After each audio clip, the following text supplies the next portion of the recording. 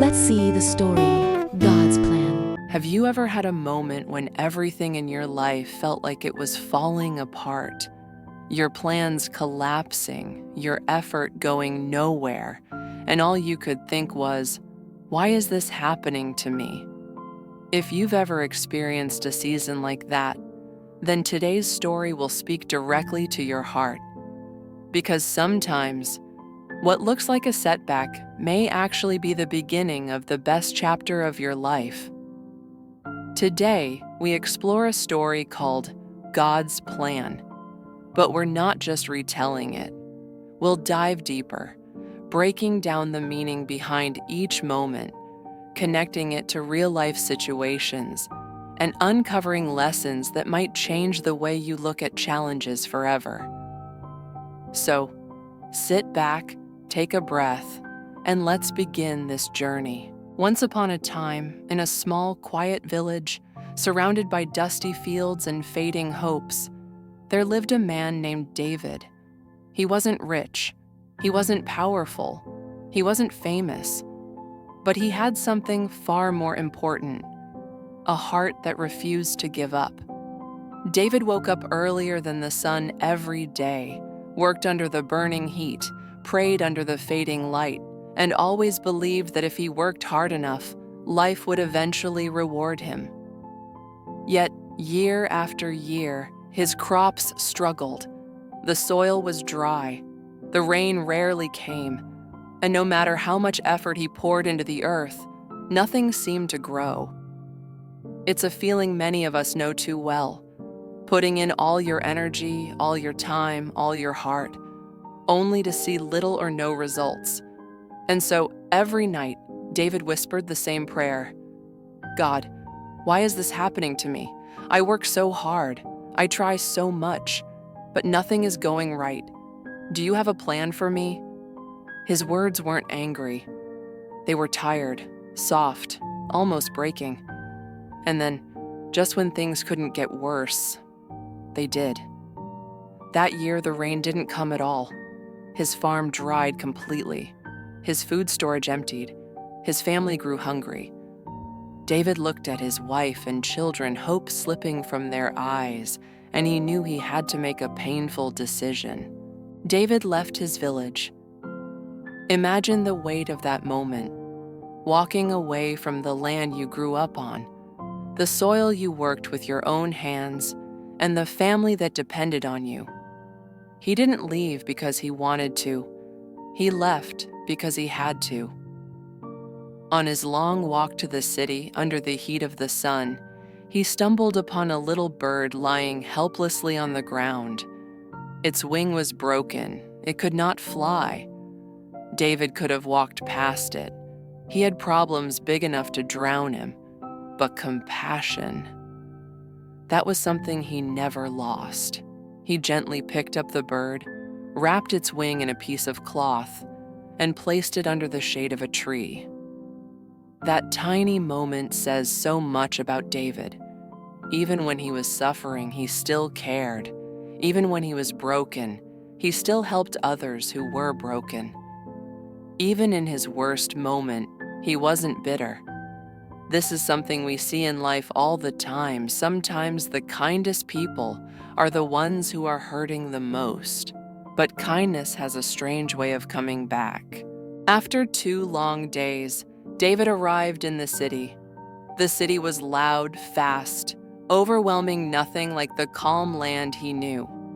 He asked for work everywhere, at shops, at markets, at warehouses, at farms outside the city.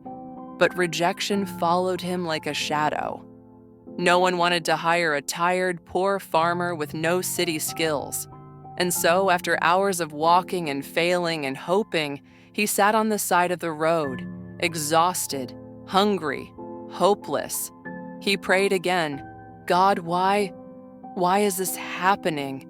I only want to help my family. And then, like a quiet answer to his silent prayer, a well-dressed man approached him. What's wrong? The stranger asked. David explained everything, his farm, his family, his journey, and his desperate search for work. The man listened carefully and finally said, "I need someone to help me on my farm outside the city. Would you like to work for me?" David said yes immediately. This is something we often see in life. Help doesn't come early. It doesn't come when everything is fine. It comes exactly when you've reached the point where you think you can't go on anymore. And sometimes it arrives through a stranger, a moment, a conversation, something you never expected. The man took David to a beautiful farm. Everything David's own land wasn't at the time. Green fields, healthy plants, blooming flowers. David worked with all the strength he had left. And for the first time in a very long time, his effort began to pay off. He earned good money, saved carefully, sent help to his family, and slowly, hope returned to his life. One day, as he was working, a small bird flew above him. It looked almost exactly like the bird he helped on his journey. Was it the same bird? David didn't know, but he smiled, because to him, the bird felt like a sign, a reminder that kindness matters, a reminder that actions return to us in ways we can never predict, a reminder that maybe, just maybe, none of this was accidental. After months, David finally had enough money to return home. When he reached his village, he couldn't believe what he saw. The land was green again. The fields were alive. The rain had finally come. His farm was no longer dead. It was reborn. With the money he saved, David bought new tools, new seeds, and began again. His hard work flourished, and soon his farm became more successful than ever.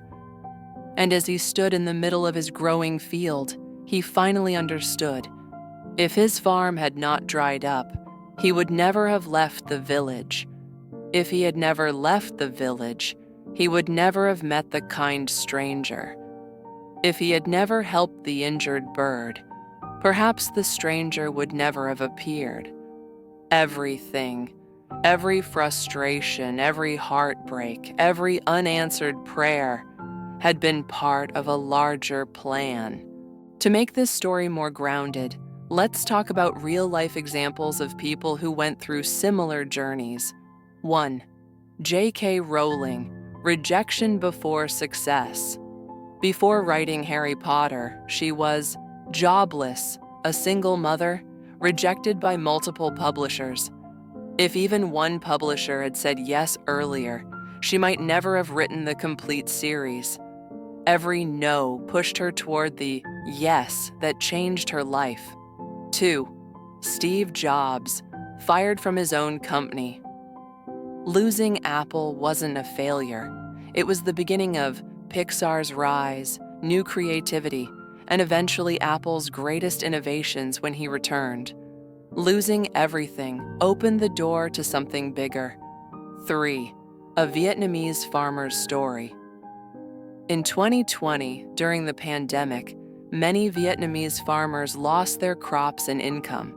One farmer in Dong Thap lost all his lotus seeds to flooding. Heartbroken but determined, he turned to making videos about farming online. Today, he earns more money as a content creator than he ever made selling crops. A setback became a turning point. These stories reflect David's journey. Sometimes we aren't being punished. We are being redirected.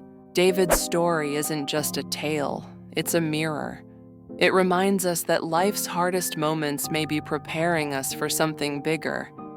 Sometimes doors close not to trap us, but to push us toward better ones. Sometimes we lose what we want so we can find what we truly need. The message is simple but powerful. Trust the process. Trust the journey. Trust the plan even when you cannot see it yet. And maybe one day, just like David, you'll look back and realize everything that once broke you actually built you.